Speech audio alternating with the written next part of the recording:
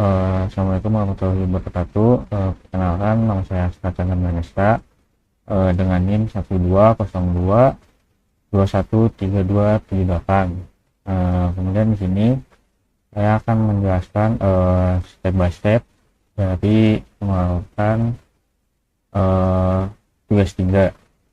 Nah, jadi yang pertama itu kita akan membuat resource grupnya terlebih dahulu. Nah, untuk melakukan itu kita akan mengklik create di resource group, kemudian nah di sini akan diisi dengan nama resource grupnya. Jadi contoh tugas 3.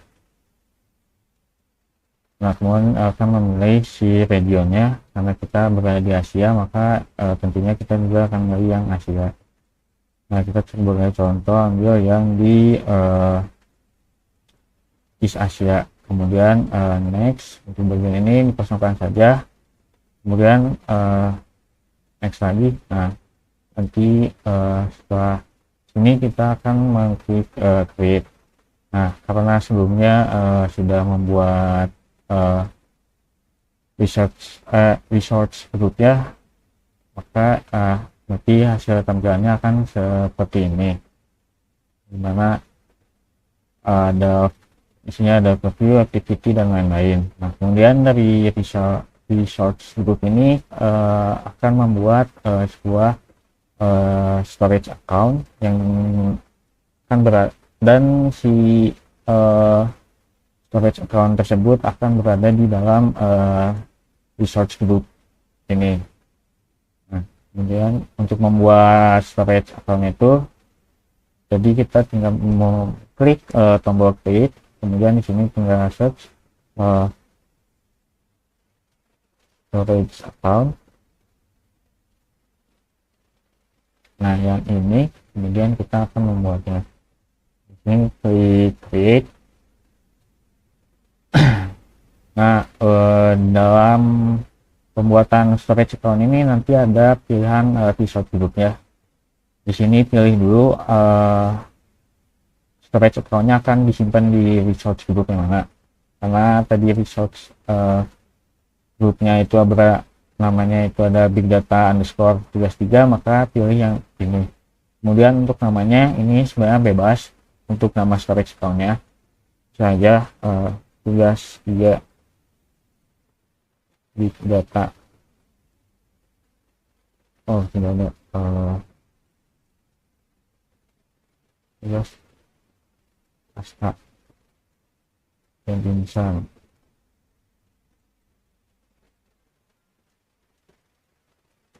Big data sekarang Insan.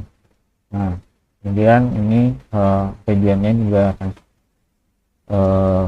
dipilih, yaitu East Asia.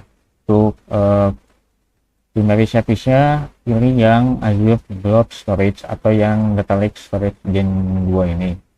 Kemudian di next, untuk di bagian advance ini nanti centang yang allow enabling anonymous access ini, dan juga centang yang graphical namespace.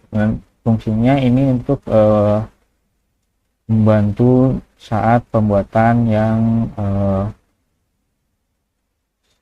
bagian sinapsis analitiknya biar secara otomatis. Kemudian next, untuk networking ini di enable public aja, ini tidak usah diubah. Kemudian next, bagian ini juga tidak usah diubah. Untuk encryption-nya kita di yang untuk yang enable support ini di yang all service. Kemudian next, untuk text juga diamkan saja. Kemudian di next. Nah, setelah ini akan di deploy atau di create. Nanti karena sebelumnya sudah dibuat juga, jadi nanti hasilnya akan seperti ini. Kemudian di storage account ini kita akan melakukan upload si datasetnya. cara menguploadnya itu kita akan mengklik upload ini, kemudian pilih terlebih dahulu datanya, di contoh ini, dan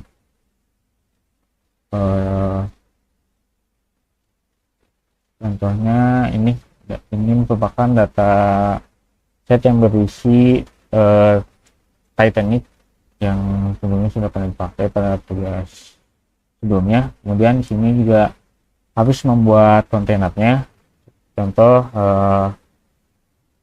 data Titanic, kemudian oke. Di sini occupied, centangnya occupied ini, kemudian upload, kemudian periksa untuk melakukan validasi. Nah, di sini sudah ada data Titanic, kemudian ini juga bisa dilihat datanya seperti apa. Ini merupakan datanya.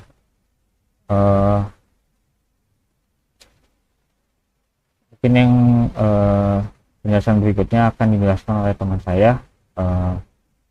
Terima kasih. Oke, baik. Nama saya Muhammad Santaufik. Di sini saya ingin menjelaskan Microsoft Azure Synapse Analytics. Saya akan melanjutkan dari rekan saya, Aska. Oke, pertama kita masuk ke tools ya, Azure Synapse Analytics. Lalu kita create workspace ya. Nah, di sini bisa dipilih subscription-nya karena kita menggunakan Azure for Student, kita menggunakan Azure for Student. Resource group ya, kita menggunakan Big Data Tugas 3. Untuk workspace name-nya kita bisa pilih apa saja, misalkan Big Data Insan Aska 1, 2, 3. Nah, di sini nanti kalau misalnya ada error bisa dibaca sendiri, ada tulisannya. Lalu untuk akun name kita sesuaikan saja yang sudah ada, yaitu tugas Big Data 3 Aska Insan. Terus file sistemnya itu data Titanic. Oh maaf, untuk file sistemnya itu hotel dataset karena kita menggunakan hotel reservation dataset. Untuk security-nya bisa dibiarkan seperti ini saja. Untuk SQL password-nya bisa diisi atau tidak diisi, tapi kita memilih untuk tidak diisi. Untuk networking kita biarkan default, teks juga. Dan untuk di sini akan memvalidasi dari isian kita. Misalkan validasi sukses, kita bisa ngeklik. Cuman di sini kita sudah melakukan pembuatan workspace dari Synapse ini. Jadi kita bisa langsung saja ke Synapse ya. Oke, baik. Di sini seperti bisa dilihat untuk datasetnya itu ada hotel reservation.csv. Untuk melihat kita bisa dari preview. Di sini ada booking ID, number of adult, number of children, number of weekend night, dan selanjutnya. Pokoknya ini data tentang hotel reservation.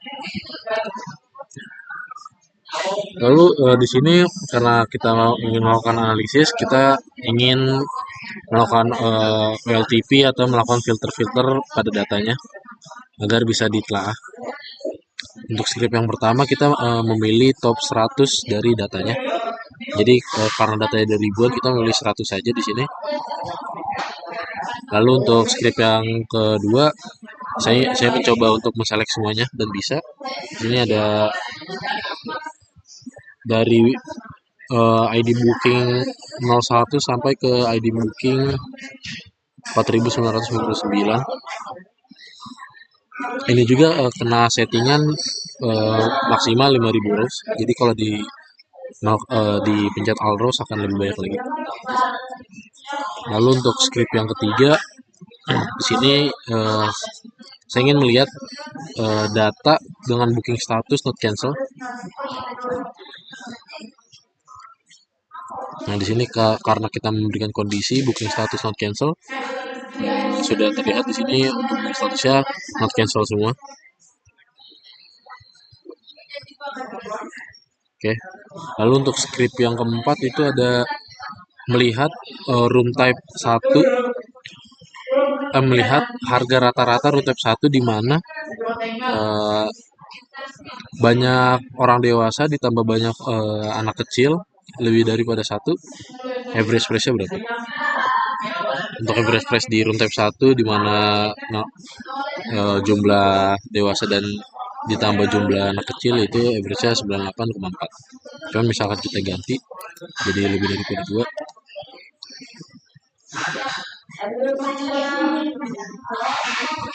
average price-nya akan kemungkinan bertambah. Dan ya benar, karena orang di dalamnya itu bertambah, jadi harganya jadi bertambah juga. Mungkin untuk